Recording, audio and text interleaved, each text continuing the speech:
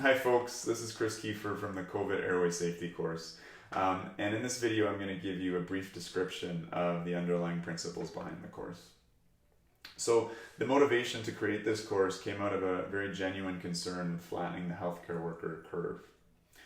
When I was thinking about the consequences of myself becoming infected and falling ill, I started to think about what that meant for my department. So I myself might asymptomatically shed for a few days before falling ill and may infect several of my colleagues. When I'm off, hopefully uneventfully recovering, my colleagues will need to cover my shifts and become overworked and potentially run down and at risk of a more serious infection should they become infected. Lastly, when thinking about just crunching the numbers, I work in a department of about 200 people. If all of us become infected, it's possible we might lose 2 members of our team. 10 of us may end up in the ICU, and 40 of us may require hospital care for oxygen therapies. So clearly, we need to do everything humanly possible to avoid that. And the most dangerous thing that we do in the emergency department is intubating patients.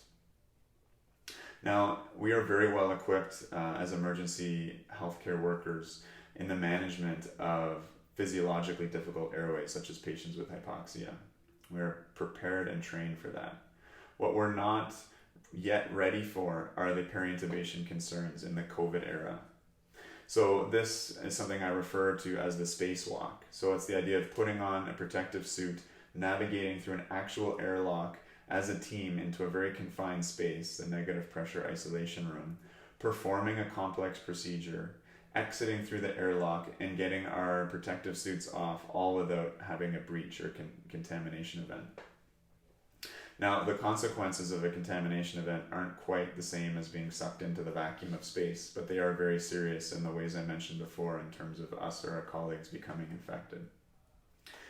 So the question is, how do you teach this spacewalk? How do you get a large number of people trained quickly to a near perfect level of performance? A typical simulation day, the participants have a sense of what they're coming in to do. They run a simulation for 10 or 15 minutes, and then they debrief for about 40 minutes and drive some conclusions. This model simply won't work to train people quickly enough and to a high enough level of performance. So what we do in the course is we take that spacewalk and we break it into digestible pieces, and we drill those pieces to a very high level of functioning. We do multiple drills of things as simple as hand hygiene. And by having the participants lead subsequent drills and by having them teach each other, they really gain mastery over each of these steps.